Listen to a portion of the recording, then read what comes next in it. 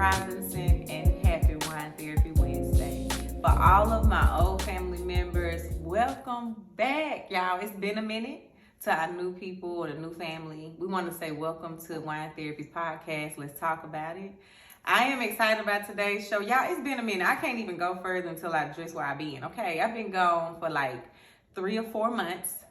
Hopefully not longer. But I've been gone for quite some time, right? And with me being gone, I can truly say it's been a blessing to take a break, but then also to work on the goals that I've had aligned for my life for some time, to see it, manifest and come to life, as well as, being able to just walk in my purpose with taking a break.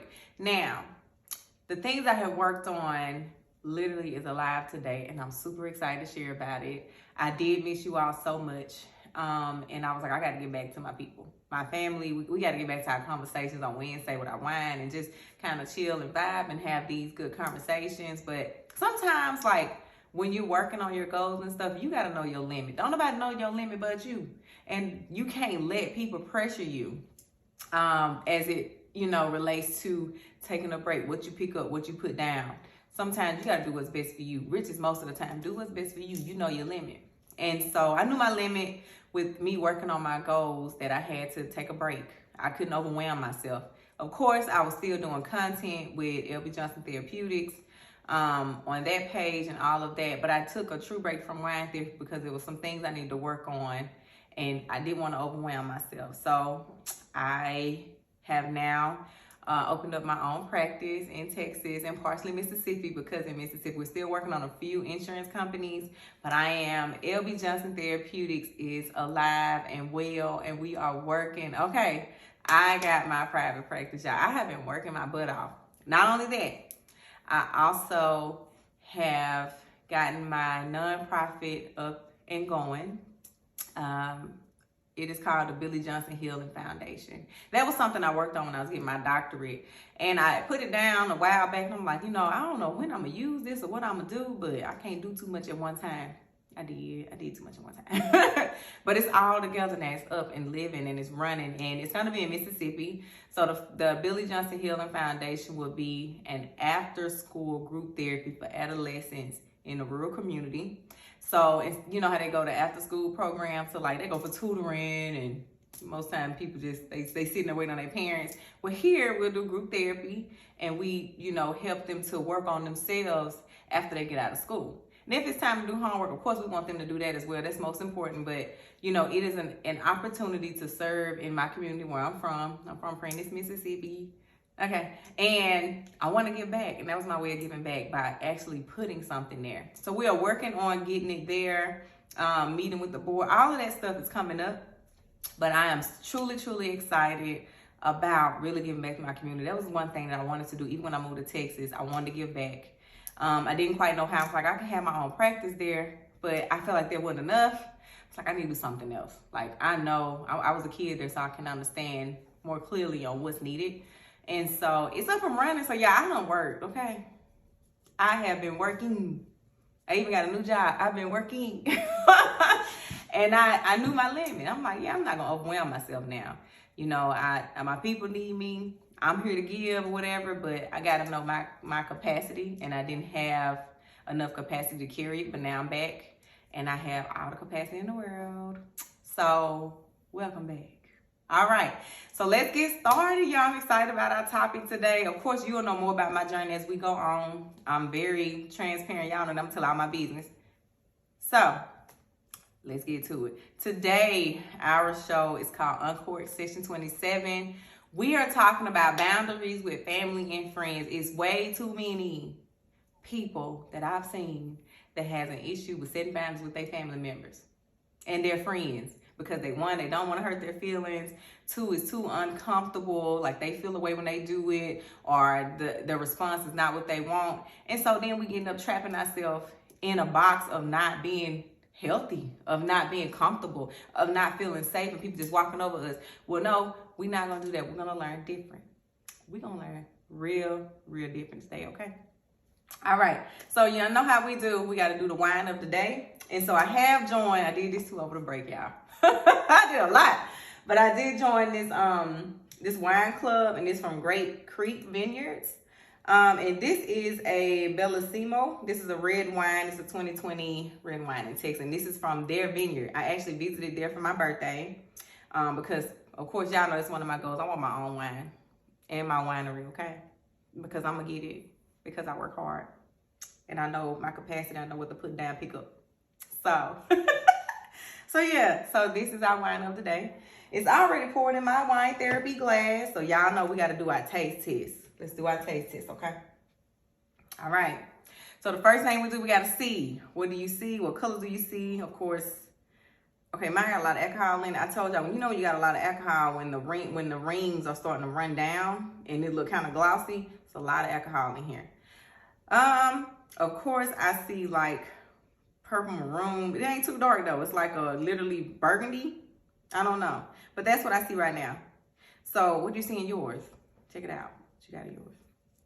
All right, the next one is we swirl. Let's swirl so we can open up the aroma. Let's open it up. We want you to get a good taste when you sip it, okay? So let's swirl a little.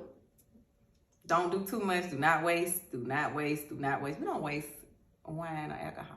We don't waste stuff, y'all. Stuff expensive. So make sure you're just doing just a little bit. Just do a little swirl, okay? Don't do too much. All right. The next thing we're gonna do is smell, because I want to know what you smell in yours. Okay, you can comment there. What do you smell in yours? And mine, you can put your nose in it too. This your wine. I'm not drinking after you. Okay, be free. Mine smells so good. Oh, so good. Let's see. Mine actually smells sweet. And y'all know I'm not a sweet drinker that much, but this may be pretty good. We're gonna see. Sweet. Of course, berries, but it don't smell like dark berries though. Maybe like raspberry or something. It smells like chocolate. Maybe a little wood, not too much, but it smells very sweet. It smells good though. Not like communion juice. Y'all know how nah, let's not do that. I'm not gonna go there. Okay. So we smelled it. Now we're gonna sip. Let's sip and see what it tastes like.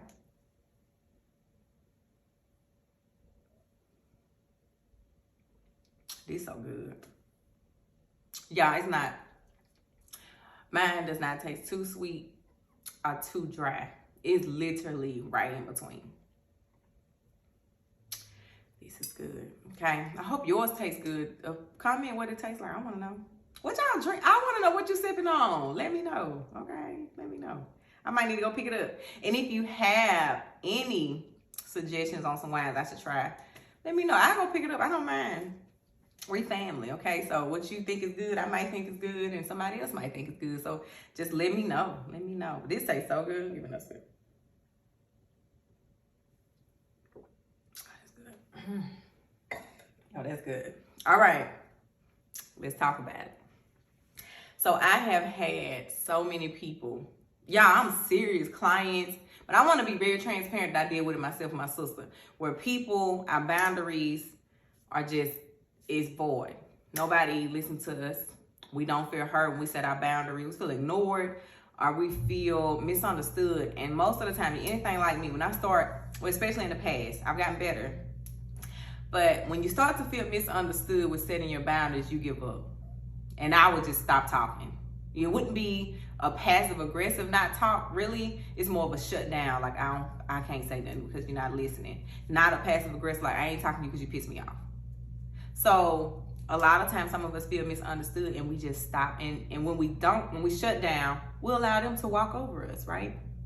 And so I want to get into that. Now, we all know that your close friends that you love so dearly and your family are people that are the hardest to set boundaries with because they've known you all your life. So they know, girl, when did this become a boundary? Because just last week, you didn't have a problem with it.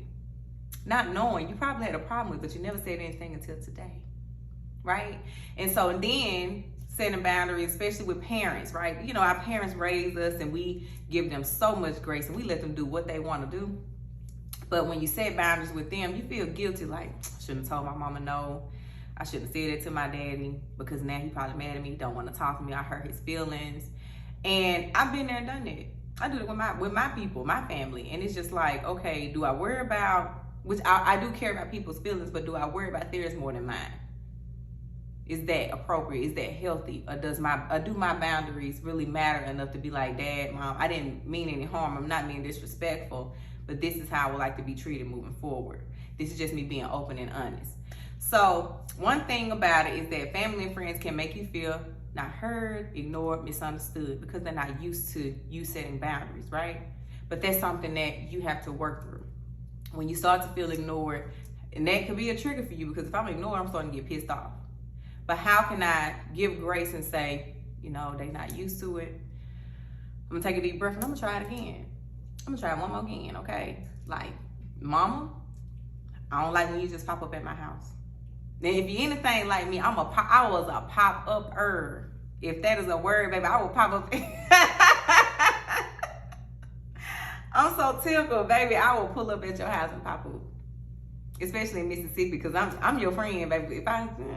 What y'all doing? Like, I have not called. I have not texted. I'm just popping up. And don't let it, okay. Because if you're doing like I'm going through, I probably will not. Because you know who doing like who ain't. So you know how they go. And that's a boundary for people. Crazy is I didn't learn appropriate boundaries mostly until I got my husband. Because what I used to let go and slide with people, he was a no ma'am. No ma'am, we not doing, no ma'am. That's not how that works.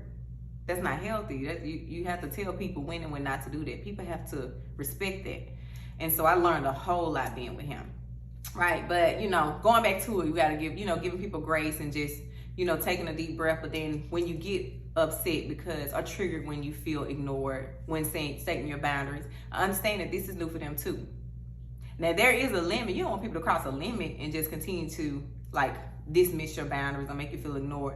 But the first couple of times or whatnot, we have to understand they're not used to it. So let's give them some grace and you not get triggered or frustrated and much, but just take deep breathing, and say, you have to remind yourself, this is new for all of us. This is new for me. I'm starting something new. I'm setting boundaries with people who never had boundaries with me. So I just want you to be able to do that for yourself.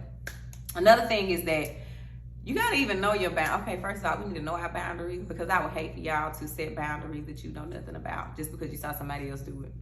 Or you heard through a self-help book or some kind of podcast you've been watching that, oh, that's a boundary I need to put. Is it really, or is it because you heard that for them that was a boundary? Know what your boundaries are. Know what works for you. You know what I'm saying? Don't just pick up anything, but know exactly what works for you. You have to know yourself. So when you think of a boundary, make sure that you know this is exactly what I need.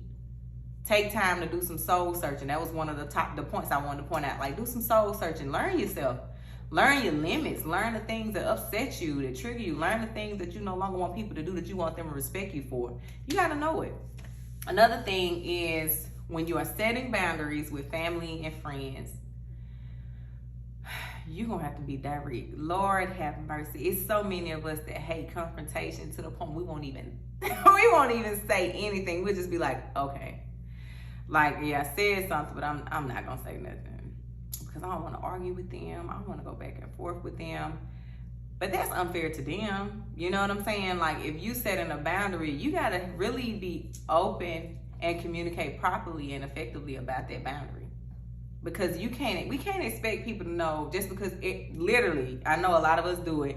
We think because when people do something that crosses the line with us, we get mad. They think, oh, I ain't gonna do that again.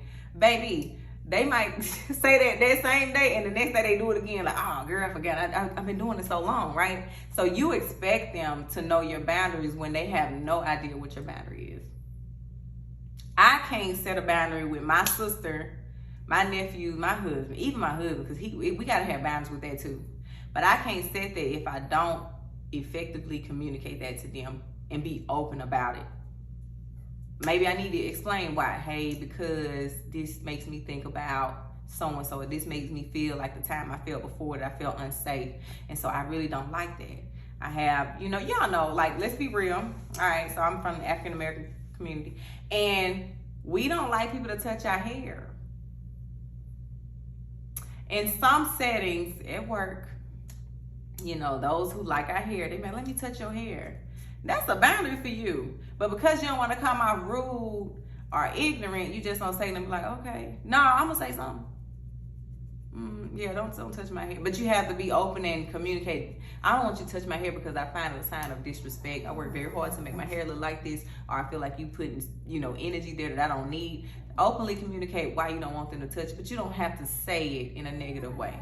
And I think a lot of us get, and that's my next point, a lot of us get aggression mixed up with assertiveness, because when we have stated our boundaries with our family and friends, those we love dearly, over and over, and they still cross that line, some of us think we got to get real little boosie tough and be aggressive, when no, you can truly just be assertive and say, hey, I've asked that you no longer touch my hair, and I've asked that multiple times, and I feel like it's a sign of disrespect if you continue to touch my hair.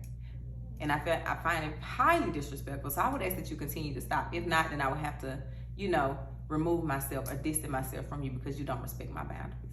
That's assertive. Not, you touch my hair again, we're going there. If you touch my hair again, we're going to the grass, or we're going to have to fight, or, it's going to be an issue. Where we going with that? We got to know our crowd and our people, but then also know what's going to really make progress and what's not when you set your boundaries.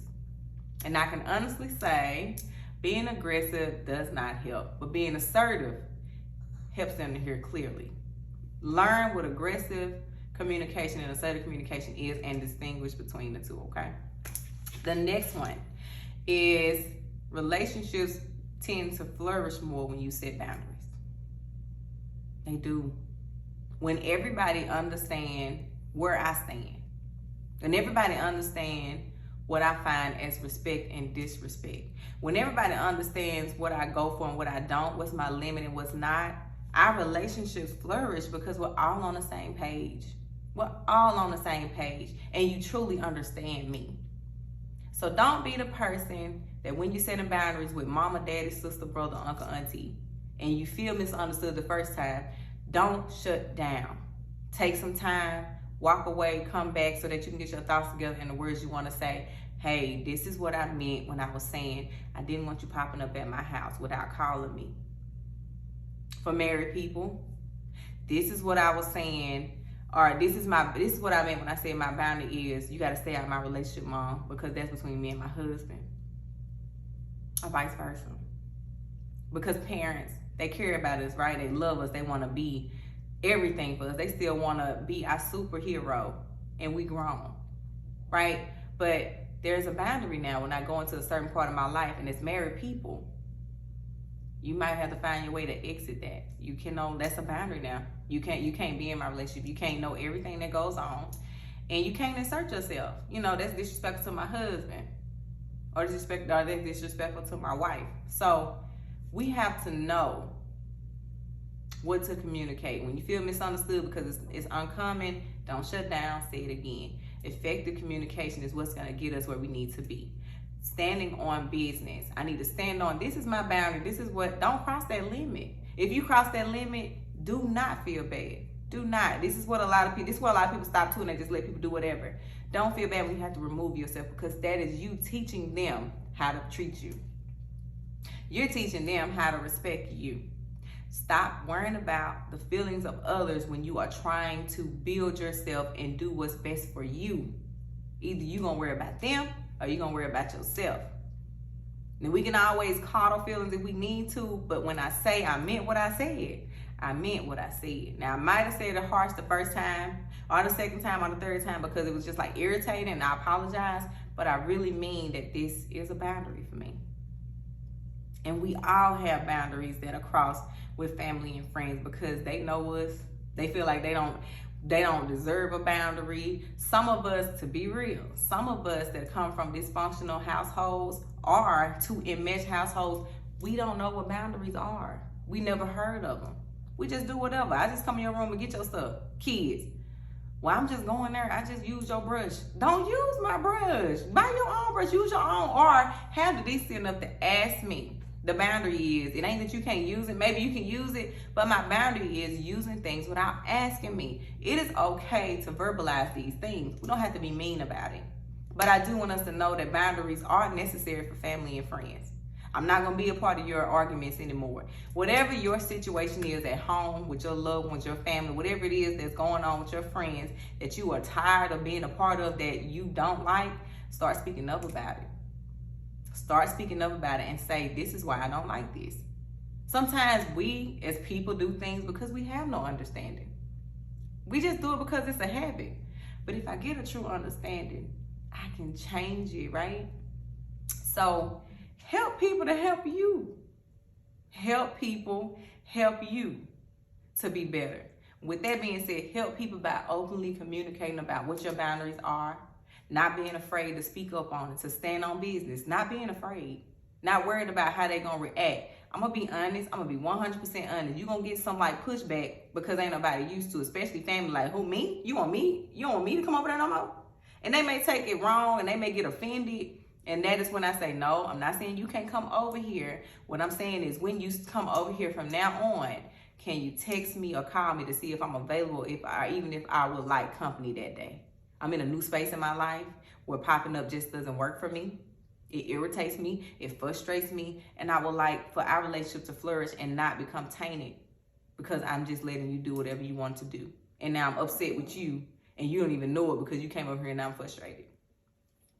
I want all of us to have healthy boundaries, healthy relationships, and be able to verbalize your needs. You got to verbalize your needs. Nobody knows in their head. We don't just come up with what your needs are. We're not a mind reader. Things have to be stated, and you can do it. So what I would like to say is, for those of you who follow me on Instagram, it is _wine_therapy. That is on Instagram, and I'm posting content every day about boundaries. Go back and look at it. If you got questions, you know how to find me. All my information is in the show notes. Contact me and say, hey, I'm having this issue with boundaries. What should I do? I'm more than willing to help. And if it gets to the point where things are so bad and this is your spouse that you need boundaries with, or a close friend or a family member, if therapy, having a session with a therapist together will help them more understand, do that. Don't give up until something is definitely where it needs to be. Don't throw in the towel. If this is what you want, this is what you deserve. But don't expect them to just not know without you saying it. Open, effective communication. So if you need me, let me know. I hope that you all enjoyed our show. We came back. I'm excited. We got so much more to talk about, but I knew that was something that some of us need to kind of go through. We need to put boundaries, baby. It's a no. No, I'm not going. No, I'm not. I'm not doing it. No, it's a no. It's okay to say no too. It's all about tone. I tell people all the time, your tone, the way you say it, baby, that's going to make a difference. No is a boundary in itself. It's no. I'm not doing it. It's an answer. No. So let's work on our boundaries together, family. I'm still working on something with my people too. Okay.